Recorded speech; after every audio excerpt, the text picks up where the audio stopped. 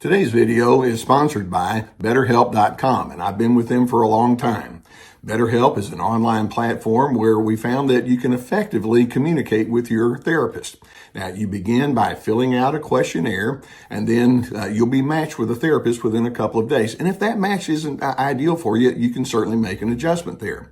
Now, you're going to be encouraged to journal, and also they have the availability for group therapy on a wide array of topics, and I really like that.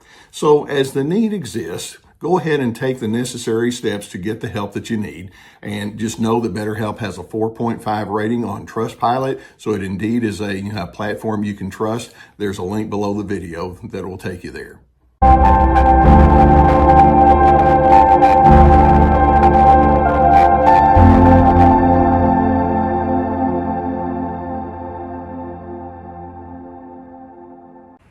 Hi, Team Healthy. Glad to have you for another episode here of our series called Narcissism Is. This is where I'm explaining to you some of the elements of narcissism that you won't necessarily see in a textbook, but it's something that as a therapist and as somebody who's been exposed to a lot of people with this pattern of narcissism, we can see that there's much going on beneath the surface that pushes it along. Now, today I want to talk with you about the fear that drives a narcissist. Now, let me say up front, there are a lot of people who have commented to me and said, well, I just don't see the fear there. And when you look on the surface, you can see a lot of characteristics that might not remind you or give you the implication that they're fear-based. For example, they can be stubborn and selfish and insensitive. They can be very controlling. They can be exploitive. They can be condescending and angry and uncooperative. And you can look at those kind of traits and you can say, fear drives all of that. Well, let's understand that when we tend to talk about something like fear, one of the problems, or a couple of the problems we can run into, is we tend to think in stereotypes.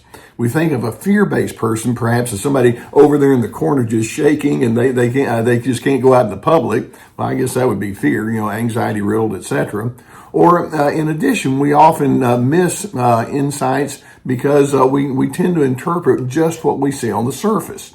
So what I want to do is go underneath the surface and help you see that with all of these characteristics that are a part of the narcissistic pattern, there's a very strong, very prominent fear-based to it.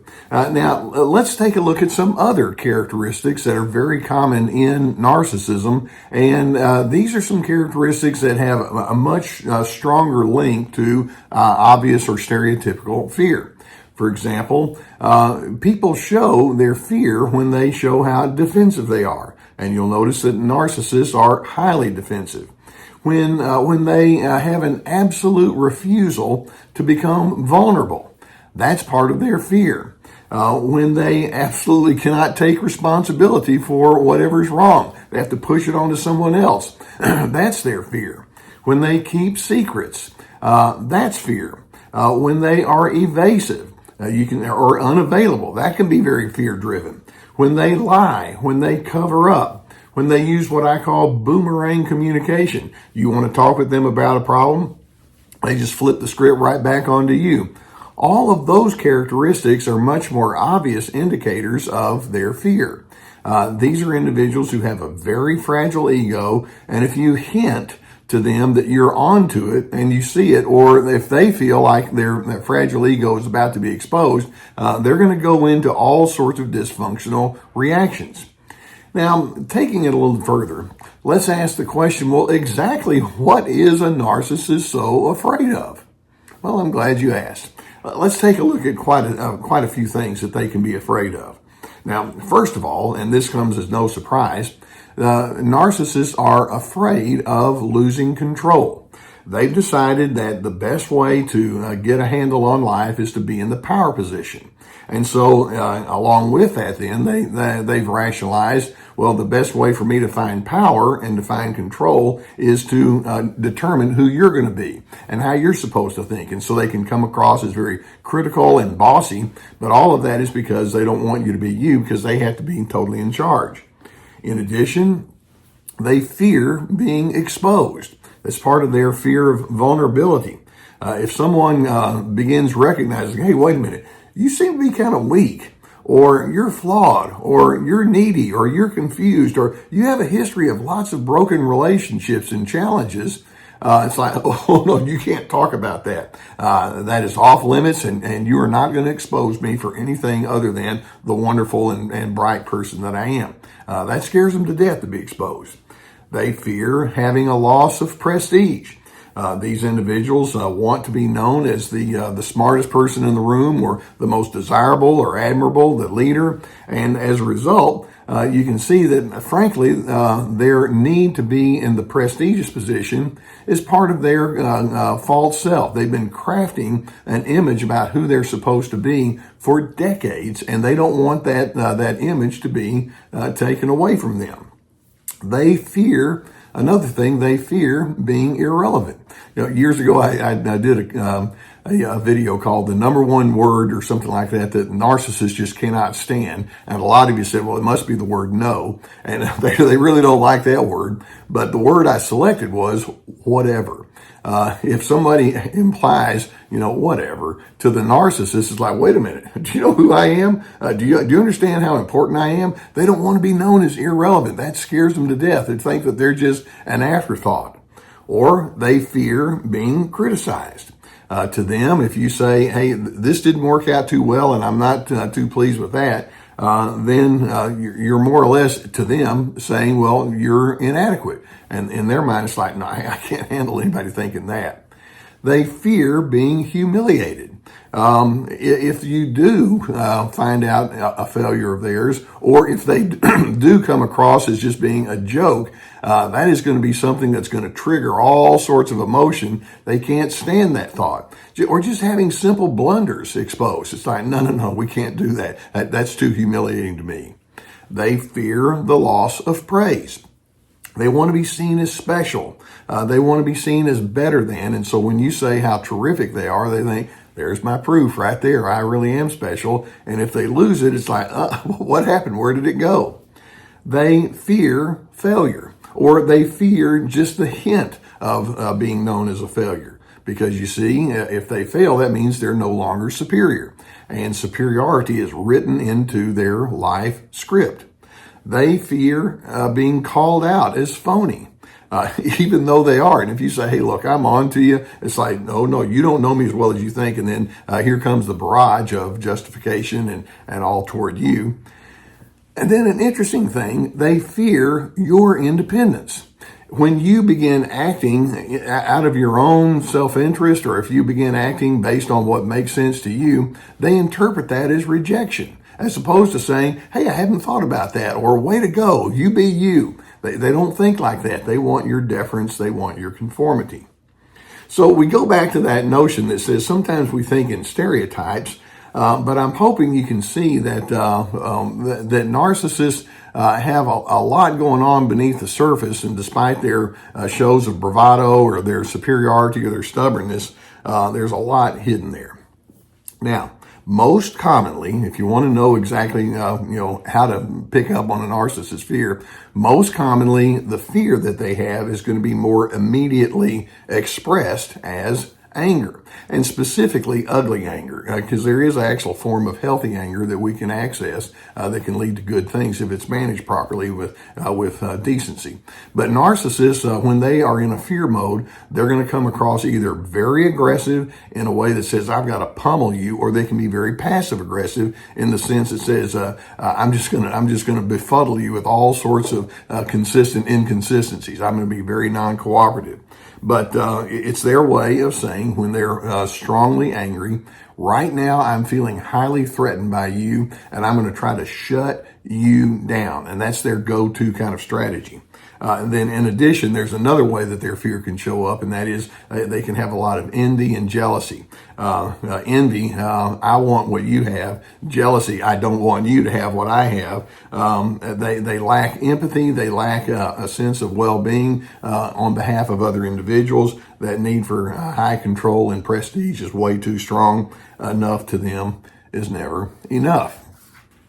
Now, you see, all of these things that I'm mentioning leads me to ask some contemplative questions that I wish the narcissist could enter into. They probably won't. But I'd like to ask, when or how did you decide that your world is so unfriendly? What led you to that pessimistic way of life that becomes part of your fear? What did you have that caused you to be so tight and so guarded and so self-protected to where you're frankly got this hidden anxiety? Why can't you just be a regular human like everyone else? And in their mind, it's like, nope, I'm entitled. I don't want to be regular like anyone else. And that's part of their compensation. And then another question, why is your anger so nearby? Your agitation, what's that all about? Can you see that you're acting upon your feelings of threat and they can't access? They don't see it because inevitably they'll blame. Or I might want to ask, what is it about soft traits that you find so off-putting? Traits like tenderness or patience or gentleness. It's like, I'm not going to be that. No, that makes me too vulnerable there. Or I might want to ask, why is it so hard for you to be objective? If someone does come along and if they are being judgmental, I don't like being that way, people being that way towards me, or if people are different, or if they're unavailable, or if they're annoyed, can you just apply some objective thinking rather than making it all about you? What's that all about? And then another question, why is asking for forgiveness so difficult? Of course, that implies you have to admit something.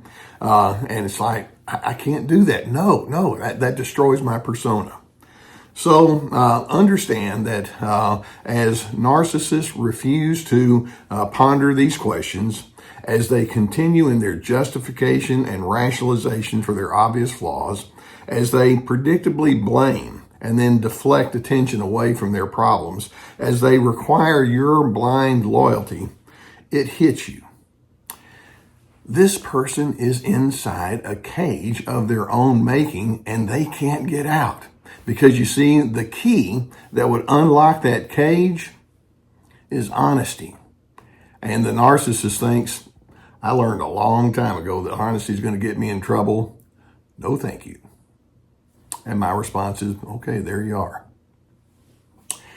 And I hope that videos like this can give you some good awareness of what you're dealing with. Knowledge is power. The more you understand, then the less inclined you're going to be to get stuck in all of the games they want you to play with them. If you haven't already hit that subscribe button, please do so. We're going to keep more of these kind of videos coming your direction. Now, you know that I'm an enormous proponent of psychotherapy. Obviously, I spent over 40 years as a therapist in my own office, and now I'm retired.